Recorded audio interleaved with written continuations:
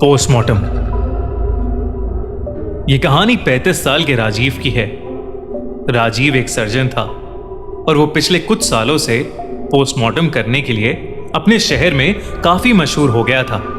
Rajiv complex से complex dead bodies का आसानी से पोस्टमार्टम कर लेता था। उसकी एक्सपर्टीज और कमाल के हुनर को देख शहर के सबसे बड़े हॉस्पिटल ने उसे अपॉइंट कर लिया था। राजीव को वहां काम करते करते करीब महीना भर हो गया था। वो वहां बहुत खुश था, लेकिन उसे नहीं पता था कि उसके साथ आखिरकार क्या होने वाला है। उस दिन की तारीख थी 8 मार्च 2012। होली का दिन था और सब डॉक्टर्स मोस्टली छुट्टी पर थे और इसलिए हॉस्पिटल खाली पड़ा था। पर राजीव उस दिन हॉस्पिटल में ड्यूटी पर था। हर रोज की तरह वो हॉस्पिटल आया और सीधा पोस्टमार्टम रूम में चला गया और उसने अपना काम शुरू कर दिया। उसका असिस्टेंट उस दिन छुट्टी पर था और राजीव अकेले ही बॉडी पर ऑपरेट करने वाला था। उसके सामने एक लड़की की भयानक बॉडी थी और उस लड़की का चेहरा इतनी बुरी तरह से जख्मी था कि राजीव से भी देखा नहीं जा रहा था। काफी कोशिशों के बावजूद भी राजीव को उसकी मौत की वजह पता नहीं लग पा रही थी। राजीव को ऐसा लग रहा था जैसे उस लड़की की बॉडी कई सालों से सड़ रही हो, इसलिए कुछ भी पता लगा पाना मुश्किल हो रहा था। राजीव उसकी बॉडी को ऑपरेट कर ही रहा था, लेकिन जैसे ही वो उस लड़की की गर्दन के पास अपना नुकीला सर्जिकल नाइफ लेकर गया, उस लड़की की आंखें एकदम से खुल गईं। ये देखकर राजीव के हाथ से वो नाइफ गिर गया और वो तुरंत पीछे हो गया। राजीव पिछले 7 सालों से लोगों की बॉडीज का पोस्टमार्टम कर रहा था। कई बॉडीज जिनकी हालत पुलिस भी नहीं देख पाती थी, उन्हें भी राजीव बड़ी आसानी से ऑपरेट कर लेता था। पर जो उसके साथ उस रात हुआ, वो उसने जिंदगी में पहले कभी एक्सपीरियंस नहीं किया था।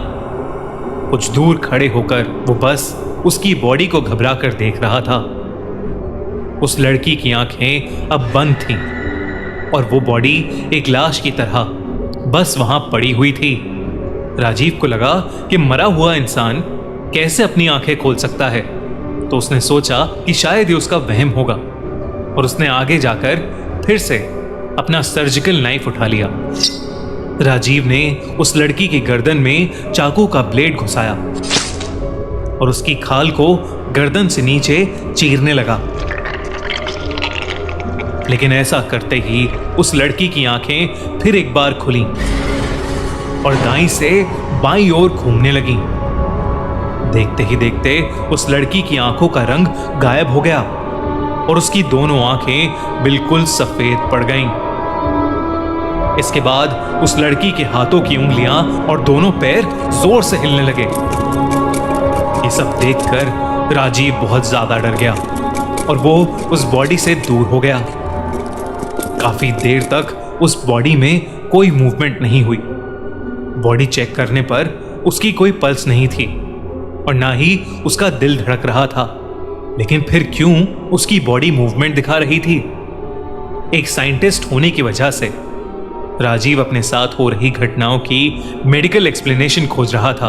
दोस्तों, हमारे नए channel the crime show by खूनी मंडे पर हम लेकर आए हैं निठारी केस की कहानी, जहां निठारी विलेज में एक के बाद एक बच्चे गायब हो रहे थे। इनके पीछे कौन सा साइको किलर था और उन बच्चों का आखिरकार क्या हुआ, ये जानने के लिए देखिए इंडिया के सबसे भयानक मर्डर्स की कहानी, निठारी कांड। वीडियो का लिंक पिन कमेंट और इस वीडियो के एंड स्क्रीन पर। इसलिए उसने उस लड़की की फाइल को फिर से देखना शुरू किया। पर जैसे ही राजीव ने फाइल खोलकर उस लड़की का नाम ध्यान से पढ़ा और उसकी तस्वीर देखी, उसके रोंगटे खड़े हो गए और वो फाइल उसके हाथ से मानो उछल के कहीं दूर गिर गई। राजीव के चेहरे पर बुरी तरह पसीने छूटने लगे। वो लड़की और कोई नहीं बल्कि राजीव की मेडिकल कॉलेज की लवर प्रिया थी। लेकिन इससे पहले कि राजीव कुछ समझ पाता, उसके गले को किसी ने पीछे से पकड़कर दबाना शुरू कर दिया। राजीव ने पीछे मुड़कर देखा तो प्रिया की लाश वहां खड़ी उसका गला दबा रही थी। कमरे में जल रही लाइट्स जोर जोर से फ्लिकर करने लगी। राजीव को समझ नहीं आ रहा था कि वहां क्या हो रहा है। राजीव चीख भी नहीं पा रहा था। उसने किसी तरह अपने पास में रखा अपना सर्जिकल नाइफ उठाया और उस लड़की के हाथों पर कट्स मारने लगा। पर वो लड़की अपनी सफेद आंखों से बस राजीव को घूरे जा रही थी और उसका गला दबाए जा रही थी। देखते ही देखते उस लड़की का रूप ही बदल गया। उसके बिखरे काले बाल हवा में लहराने लगे और वो जोर जोर से हंसने लगी, जैसे उसका कोई पुराना बदला पूरा हो गया हो। ऐसा लगने लगा था कि वो कोई लाश नहीं बल्कि कोई बहुत ही भयानक आत्मा है। राजीव ने अपने आप को छुड़ाने की बहुत कोशिश की, लेकिन वो कुछ ही देर में हिम्मत हार गया और उसकी आंखें बंद हो गईं। कुछ देर बाद जब राजीव की आंखें खुली तो उस हॉस्पिटल का पीएन उसके पास एक पानी का ग्लास लिए खड़ा था।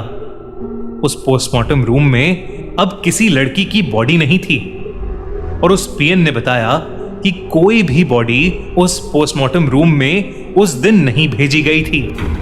उसने यह भी बताया कि उसे अचानक से पोस्टमार्टम रूम से राजीव के चीखने की आवाज सुनाई दी। वो जल्दी से जब पोस्टमार्टम रूम में आया तो उसने देखा कि राजीव खुद ही अपना गला दबा रहा था और अपना गला दबाते दबाते ही वो बेहोश होकर नीचे गिर गया था। ये सब सुनकर राजीव शॉक था। जब उसने प्रिया के बारे में रिसर्च की तो उसे मालूम पड़ा कि मेडिकल कॉलेज में एक लड़का प्रिया को प्रेग्नेंट करके उसे छोड़कर चला गया था, जिसकी वजह से प्रिया ने चलती ट्रेन के सामने आकर सुसाइड कर ली। उसकी मरने की तारीख थी 8 मार्च 2002, यानी उस दिन से एग्जैक्टली 10 साल पहले। राजीव ये सब सुनकर हिला का हिला रह गया, क्योंकि वो लड़का और कोई नहीं बल्कि राजीव खुद था। उसी ने प्रिया को प्रेग्नेंट करके उसे छोड़ दिया था। उस दिन के बाद से प्रिया की वो खौफनाक आत्मा उसे जगह जगह पर दिखने लगी। वो एक साया बनकर राजीव के पीछे पड़ गई थी। प्रिया की आत्मा राजीव को खुदकुशी करने के लिए उकसाती रहती थी और एक दिन वही हुआ। राजीव इतना ज्यादा डर गया था कि उसने ट्रेन के आगे आकर अपनी भी जान दे दी।